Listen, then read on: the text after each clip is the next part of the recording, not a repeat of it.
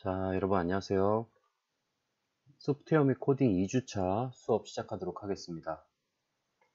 자, 이번 시간에는 지난 시간에 이어서 앱 인벤터에 대해서 이제 배워볼 거고요. 앱 인벤터를 이용해서 간단한 앱들을 실제로 한번 만들어 보도록 하겠습니다.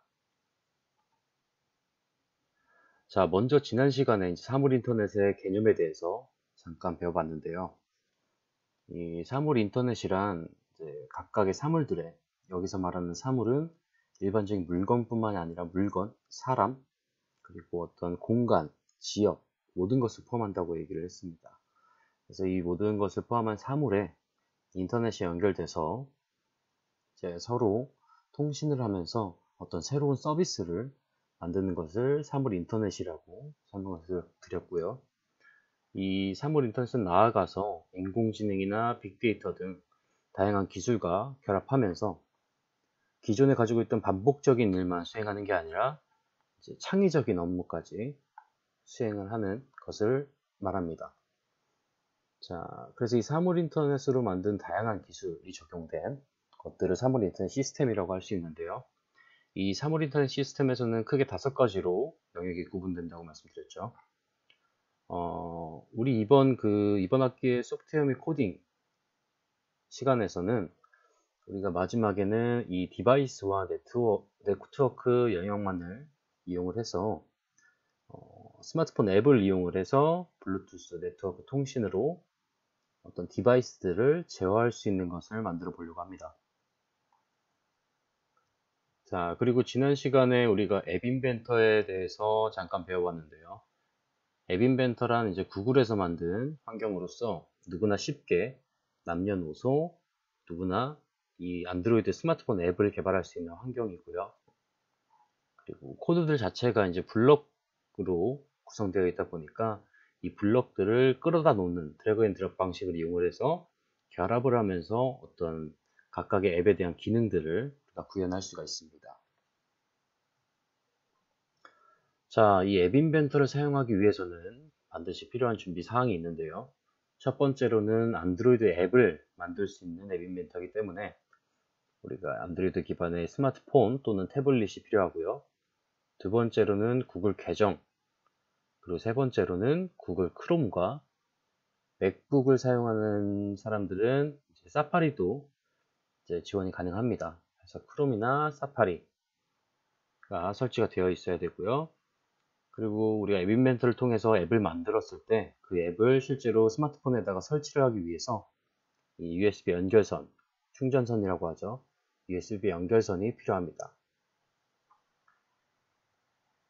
자, 여기까지 지금 지난 시간에 개념에 대해 설명을 들었고, 자, 지난 시간 내용을 참고를 해서 우리가 구글 크롬이나 사파리를 이용해서 앱 인벤터를 들어가 보도록 하겠습니다. 자, 들어가게 되면 이제 앱 인벤터 메인 화면이 나오죠. 자, 메인 화면, 이 앱 인벤터는 다 이제 영어로 지금 웹이 구성이 되어 있는데, 구글 크롬으로 들어가게 되면, 크롬에서는 자체적으로 이 우측 상단에 보면 번역하는 기능이 있습니다. 자, 이 버튼 클릭해서 한국어로 바꾸게 되면 아주 정확하지는 않지만 그래도 우리가 읽고 쉽게 좀 이해할 수 있도록 좀 한국어로 번역하는 기능까지 좀 제공을 하고 있습니다. 자, 그리고 나서 앱 인벤터 메인 화면에서 우리는 앱 만들기를 클릭을 하고요. 자, 클릭을 하게 되면은 우리가 처음 앱을 만들기 전에 우리가 만들었던 앱들에 대한 목록을 볼 수 있는 내 프로젝트라는 창이 실행되게 됩니다. 지금 우리가 아무것도 안 만든 상태에서는 지금 여기에 다 비어 있겠죠. 그 다음에 새 프로젝트 시작하기 눌러서 우리는 간단하게 영어와 숫자를 이용을 해서 프로젝트 이름을 설정할 수가 있고요. 저는 EX이라는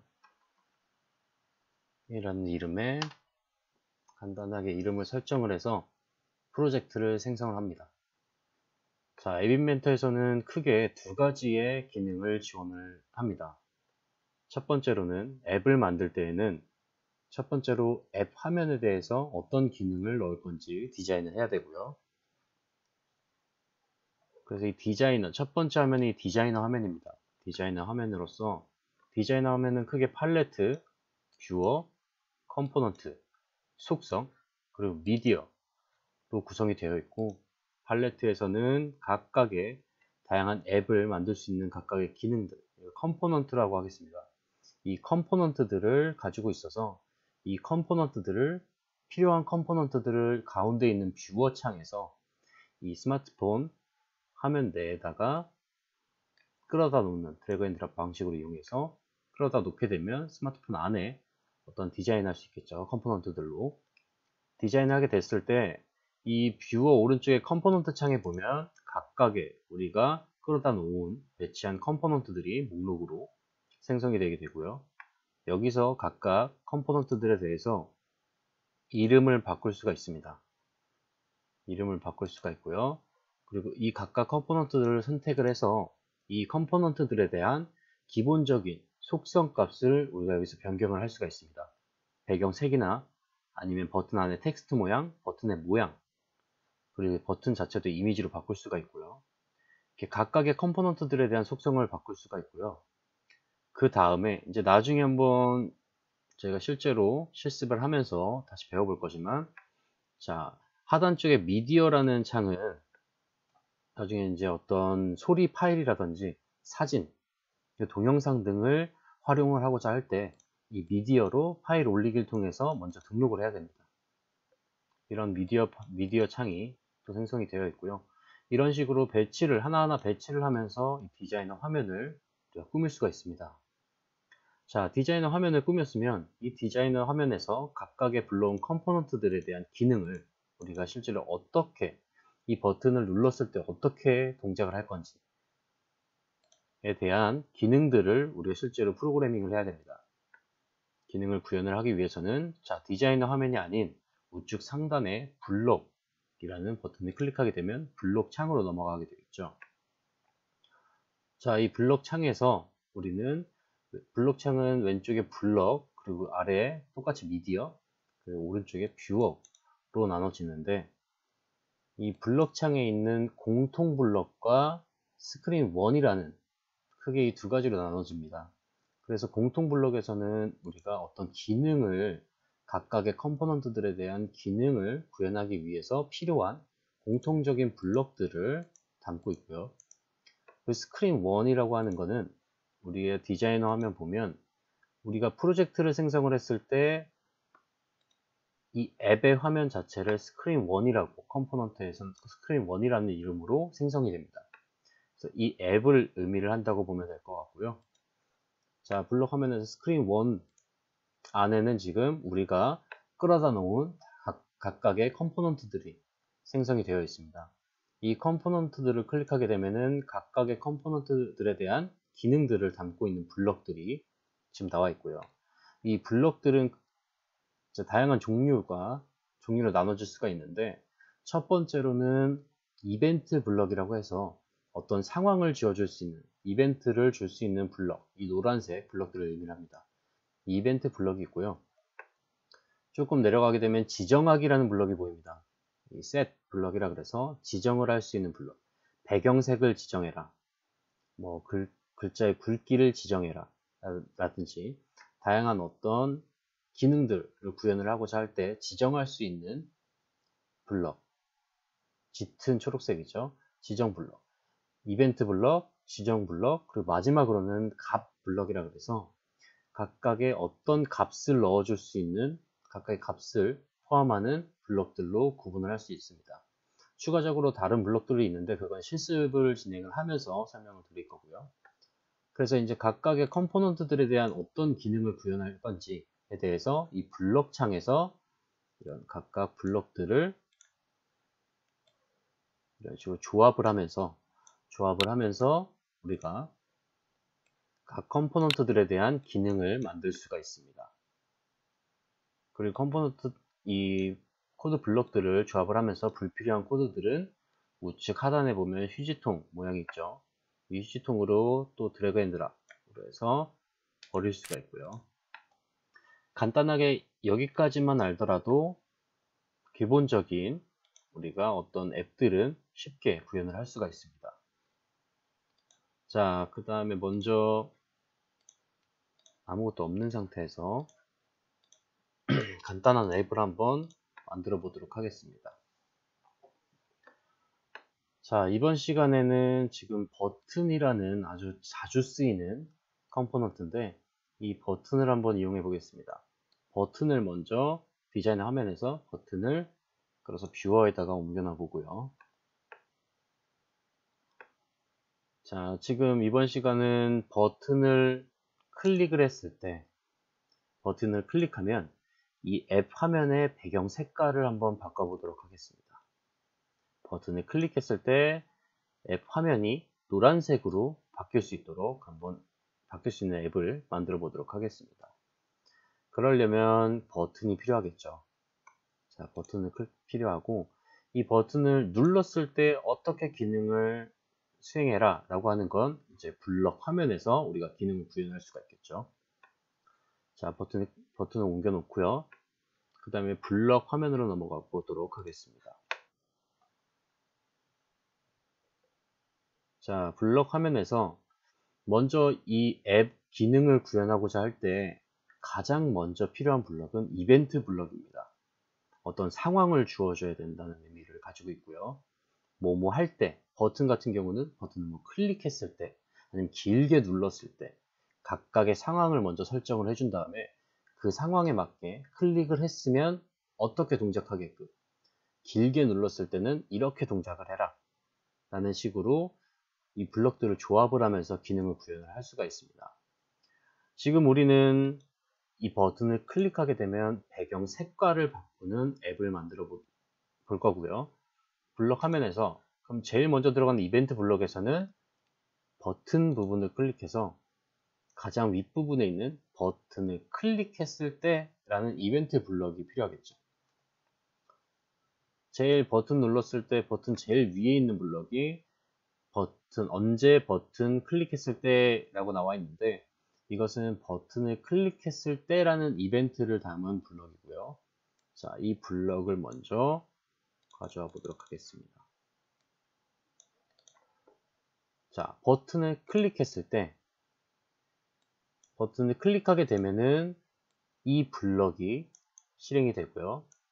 버튼을 클릭했을 때에다가 이 안에다가 클릭했을 때 어떻게 기능을 수행을 할 건지에 대한 블럭들, 코드 블럭들을 결합을 해주면 됩니다.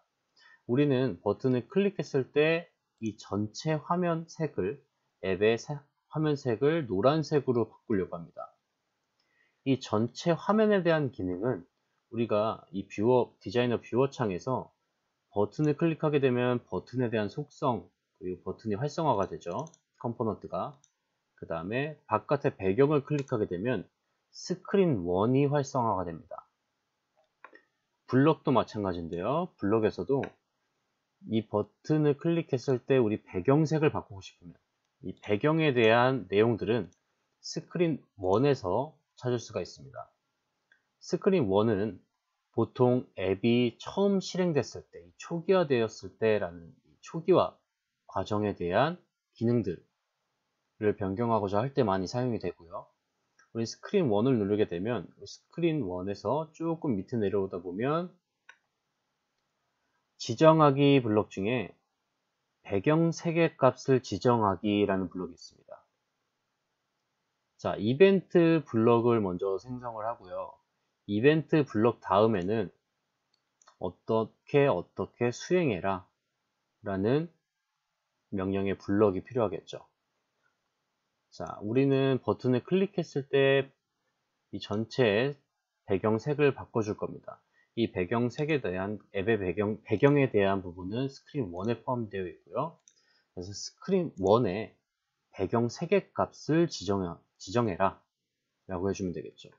그래서 지정하기라는 배경색 값을 지정하기라는 블럭을 클릭했을 때 안에다가 결합시키도록 합니다. 가까이 가져가게 되면 자동으로 결합 부위에 노란색 줄이 생기고요. 이 상태에서 마우스를 놓게 되면 자동으로 결합이 됩니다. 자, 이렇게 만들어 놓으면 버튼을 클릭했을 때 지금 이 배경색 지정하기 블럭 제일 오른쪽에 보면 또 홈이 있죠. 어떤 블럭들이 또 결합할 수 있는 홈이 있는데 어떠한 값의 배경색으로 지정해라 라는 말로 해석할 수가 있습니다. 다시 버튼을 클릭했을 때 어떠한 배경색의 값으로 지정해라. 스크린 1을 배경색의 값을 어떠한 값으로 지정해라 라는 말로 해석할 수가 있습니다. 그럼 우리는 여기 뒤에 색깔을 넣어주면 되겠죠. 자, 색깔은 공통적으로 많이 쓰이는 색에 대한 부분들도 공통적으로 많이 쓰이기 때문에 우리 공통 블록에 보면은 쭉 밑에 색상이라는 블록이 있습니다. 항목이 있습니다. 이 항목 클릭하게 되면 여러 가지 색에 대한 어떤 명령 블록들이나 코드 블록들이나 색깔 블록들이 구분이 되어 있는데요. 여기서 우린 버튼을 클릭했을 때 노란색으로 바꿀 거기 때문에 이 노란색 블록이 필요하겠죠. 이것도 마찬가지로 제일 오른쪽에 어떤 블록들 중에 제일 오른쪽에 붙도록 지금 오른쪽에 마감 처리가 되어 있죠. 이것도 값 블록에 해당이 되고요. 이 값 블록을 연결을 하게 되면 버튼을 클릭했을 때 이 색깔의 값으로 배경색을 지정해라. 다시 버튼 1을 클릭을 했을 때 노란색에 대한 값으로 배경색을 이 스크린 1 배경으로 지정해라 라는 말로 우리가 구현을 할 수가 있습니다. 다시 말해서 이 버튼을 클릭을 하게 되면 노란색으로 배경색 값이 지정해라 라는 의미가 될 수 있겠죠. 자, 여기까지 하면은 일단 기능들에 대한 부분은 다 구현이 됐고요. 이 상황에서 우리는 테스트하기 위해서 간단하게 앱을 설치하지 않고 테스트를 할 수 있는 연결 방법이 있고요. 앱을 실제로 스마트폰에 설치를 해서 확인할 수 있는 빌드라는 항목이 있는데요. 연결 부분은 우리가 다양한 방법으로 실시간으로 이 앱을 설치를 하지 않고도 테스트를 확인을 할 수가 있는 기능을 담고 있는데 이 부분은 우리 지난 시간에 나눠드렸던 PPT의 참고 자료에 보면 이 기능이 어떻게 활용할 수 있는지, 어떻게 이 기능들을 활용을 할 수가 있는지 준비 사항이나 그런 과정들에 대해서 설명이 나와 있습니다. 앱 인벤터 메인 화면에 가보면 지금 한글로 지금 번역을 했죠. 자원에서 시작하다라는 기능을 실행하게 되면 이 기능에서 1번 설정 지침에 들어가게 되면 라이브 테스트라는 거는 앱 인벤터에서 방금 말씀드렸던 실시간으로 확인할 수 있는 기능입니다. 이 기능을 실행하기 위한 설정에 대한 상황들이 쭉 나와 있습니다. 다양한 방법으로 테스트를 해볼 수가 있습니다. 이 부분은 우리가 각자 한번 쭉 읽어보면서 한 번씩 실행해 보도록 하겠습니다.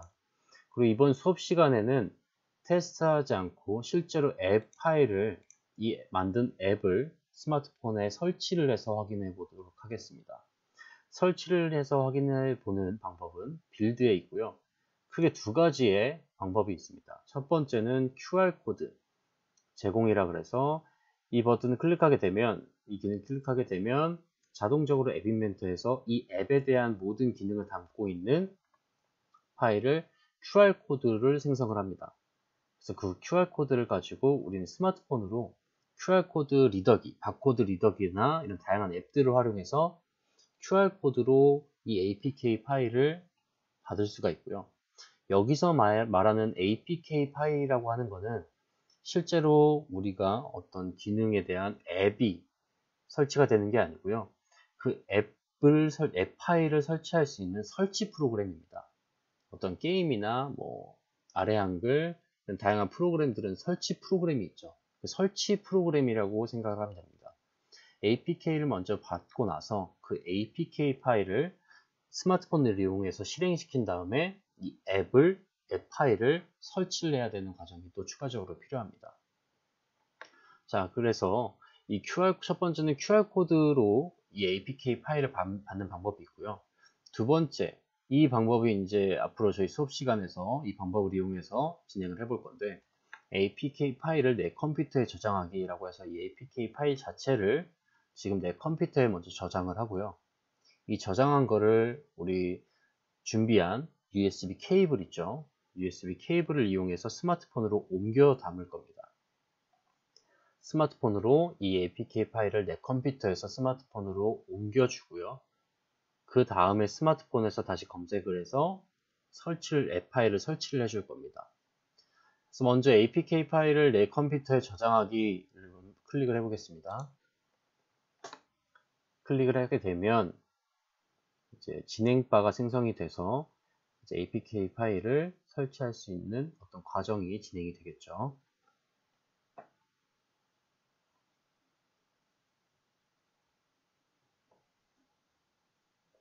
자, 이게 100%가 될 때까지 기다리고요.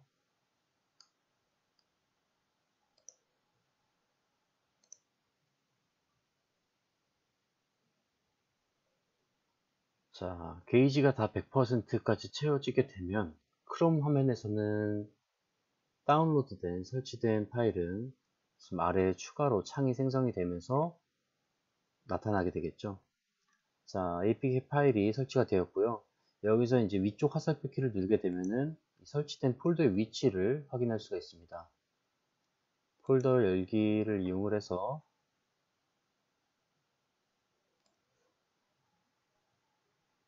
이렇게 하게 되면은 설치된 파일이 다운로드라는 폴더 안에 지금 들어가 있고요.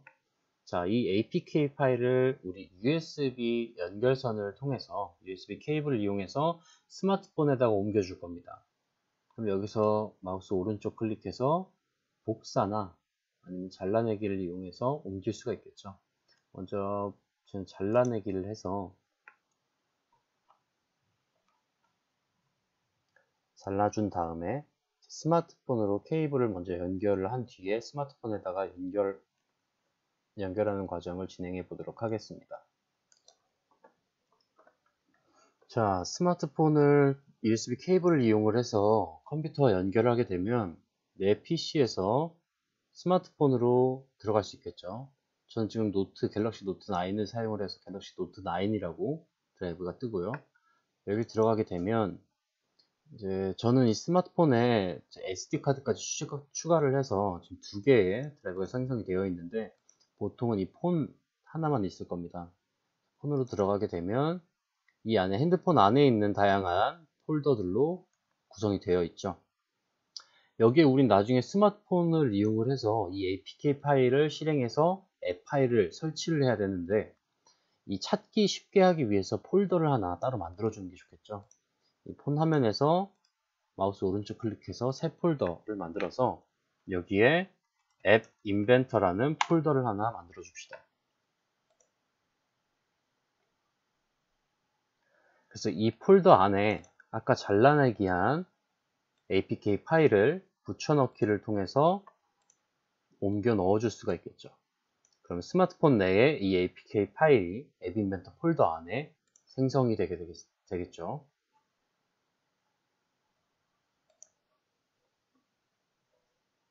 자, 이렇게 옮겨 넣은 다음에는 우리 스마트폰을 실행을 해서 스마트폰에 앱 목록 창을 띄워준 다음에 앱 목록 중에 자, 제 핸드폰을 기준으로 말씀드리면 내 파일이라는 앱이 있습니다. 파일 탐색기 같은 모양의 내 파일이라는 앱을 실행하게 되면 스마트폰 내부에 있는 모든 폴더나 파일들을 확인해 볼 수가 있는데 이 내 파일을 들어가서 이 내 파일에서 앱 인벤터 폴더에 들어가서 이 APK 파일을 실행하면 됩니다. 스마트폰 내에서. 자, 그래서 앱을 설치할 수가 있고요. 앱이 설치 완료되면 앱을 실행을 해서 버튼을 눌렀을 때 화면이 노란색으로 바뀌는지 한번 확인해 보도록 하겠습니다. 자, 이 과정에서 거의 모든 핸드폰들, 이 앱 인벤터를 처음 사용하는 이 모든 핸드폰들이 경고창이 뜰 겁니다.